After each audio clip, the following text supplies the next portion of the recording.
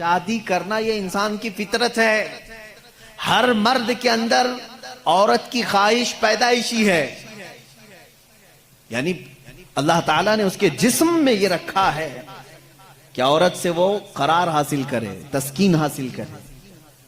مردوں کو اللہ نے یہ خصوصیت دی ہے، صفت دی ہے، اور عورتوں کے بھی اندر اللہ نے یہ رکھا ہے کہ ان کا میلان یا ان کی توجہ مردوں کی طرف ہے، لیکن اس کو اسلام نے ایک حلال طریقے سے باندھا ہے، وہ نکاح کے ذریعے سے.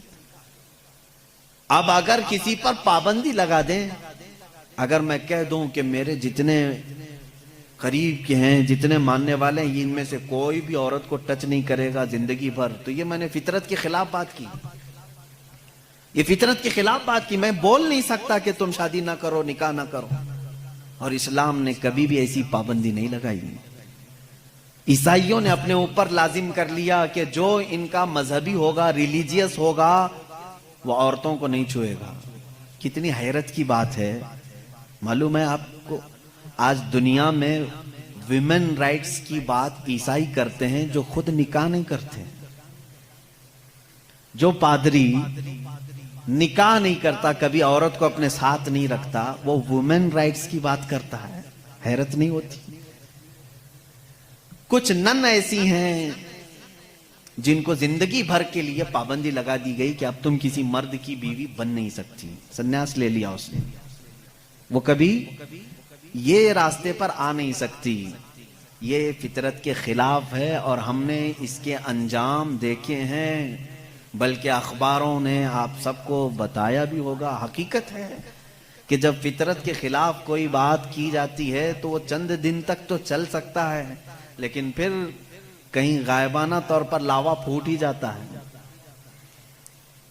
اور اس کا انجام دیکھا ہے کہ کئی چرچ ایسے نکلے جہاں پر راہبوں نے نن اور دوسرے آنے والے بھکتوں کو ہی نہیں بخشا.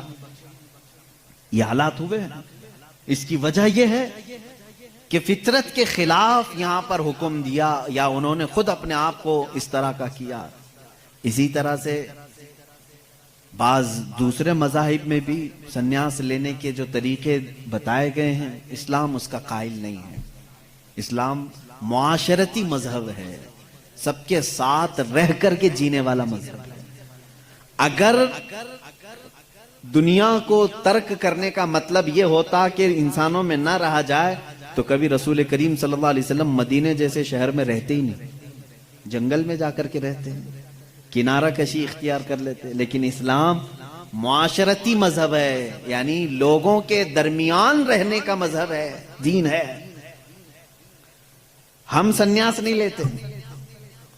ایک صحابی، 3 صحابہ حضور صلی اللہ تعالی علیہ وسلم کے حجرے کے باہر کھڑے ہو کر کے یہ باتیں کر رہے تھے. حضور صلی اللہ علیہ وسلم رات کو عبادت کے لیے کھڑے ہوتے تو آدھی رات گزر جاتی تھی. تو تینوں نے دیکھ کر کے کہا یہ تو بخشے ہوئے ہیں، یہ معصوم ہیں، ان سے کوئی خطا نہیں ہوئی، اس کے بعد اتنی عبادتیں ہیں ان کی، ہم جیسوں کو تو کیا کرنا چاہیے، بڑی عبادت کرنی چاہیے. جب رسول اتنی عبادت کر رہے ہیں تو ان تینوں صحابہ میں سے تینوں نے کیا کیا جانتے ہیں؟ ایک نے یہ اس دن وعدہ کر لیا، آج کے بعد سے میں کبھی کسی عورت کے پاس جاؤں گا ہی نہیں، زندگی بھر کے لیے عورت کے قریب نہیں جاؤں گا. دوسرے صحابی نے کہا آج کے بعد سے میں کبھی رات کو سوؤں گا ہی نہیں، پوری رات کھڑا رہوں گا. تیسرے صحابی نے کہا آج کے بعد سے میں کبھی کھاؤں گا ہی نہیں، دن میں بھی اور رات میں بھی روزہ رکھوں گا. رسول کریم صلی اللہ تعالی علیہ وسلم اندر سے سن رہے تھے، باہر تشریف لائے ہیں، اور میرے آقا صلی اللہ تعالی علیہ وسلم نے پوچھا تم میں سے کون کون ہے جو یہ باتیں کر رہا تھا؟ وہ صحابہ نے کہا کہ یا رسول اللہ صلی اللہ علیہ وسلم، ہم نے آپ کی عبادتوں کو دیکھ کر کے یہ کہا، جب آپ سید الانبیاء ہیں، معصوم ہیں، آپ اتنی عبادت کرتے ہیں تو پھر ہماری عبادت کا حال کیا ہونا چاہیے؟ ہمیں بہت زیادہ عبادت کرنے کی ضرورت ہے، اس لیے ہم نے ایسے ایسے عہد کیے. میں نے کہا ہے کہ آج سے میں عورتوں کو چھوؤں گا نہیں، کبھی کسی کے قریب نہیں جاؤں گا، نکاح کر کے بھی نہیں جاؤں گا. دوسرے نے کہا میں نے یہ کہا ہے کہ رات کو سوؤں گا نہیں. تیسرے نے کہا میں نے یہ کہا ہے کہ آج کے بعد سے کبھی کھاؤں گا نہیں. اللہ کے نبی صلی اللہ علیہ وسلم نے فرمایا اسلام یہ نہیں ہے، اسلام یہ نہیں ہے. میری سنت پر اگر عمل کرنا چاہتے ہو تو میں اللہ کی عبادت کا بھی حق ادا کرتا ہوں اور عورتوں کا بھی حق ادا کرتا ہوں. میں نے اپنی رات کو تقسیم کر رکھا ہے, بیویوں کے لیے بھی حق ہے اور اللہ کی عبادت کا بھی حق ہے. اور دوسرے سے کہا تم نے کہا کہ رات کو کبھی سوؤں گا ہی نہیں, یہ بھی ہمارا طریقہ نہیں ہے, تم فطرت کے خلاف بات کر رہے ہو, بیمار ہو سکتے ہو, روزانہ رات پورے نہیں سو رہے. اب یہاں اس پر میں رک کر کے کہوں گا, حضور صلی اللہ علیہ وسلم نے اس صحابی کو منع کیا جو یہ کہہ رہے تھے میں رات بھر عبادت کروں گا. حضور نے فرمایا میری سنت یہ ہے کہ میں تھوڑی رات آرام کرتا ہوں اور تھوڑی رات اپنے رب کی عبادت بھی کرتا ہوں. تمہارے جسم کا بھی تم پر حق ہے, اس کو بھی آرام دو. اور پھر تیسرے صحابی سے کہا میری سنت یہ ہے کہ میں افطاری بھی کرتا ہوں اور سحری بھی کرتا ہوں اور روزہ بھی رکھتا ہوں. ایسا نہیں کہ پورا پابندی کر لیا, جبکہ وہ رسول جن کو اللہ تعالیٰ جنت سے کھلاتا پلاتا ہے, اس کے باوجود میرے آقا صلی اللہ علیہ وسلم فرماتے ہیں کہ کنٹینیو روزہ رکھنا نہیں چاہیے, کہ تمہارے جسم کا تم پر حق ہے, کمزوری آ جائے گی. حضور نے منع فرمایا میں ایک دن روزہ رکھتا ہوں ایک دن نہیں رکھتا, یا میں افطار کرتا ہوں شام کے وقت اور دن میں روزہ رکھتا ہوں. اس کا مطلب یہ ہے میرے عزیزو, اس پوری حدیث کا خلاصہ یہ ہے, اللہ کے نبی صلی اللہ تعالیٰ علیہ وسلم نے جو حکم دیے, اسلام کا خلاصہ یہ ہے کہ اس میں کہیں پر بھی افراط و تفریط نہیں, یعنی بہت تنگی والے حکم بھی نہیں اور بہت ڈھیل بھی نہیں. اسلام درمیانی راستہ ہے, درمیانی راستہ ہے.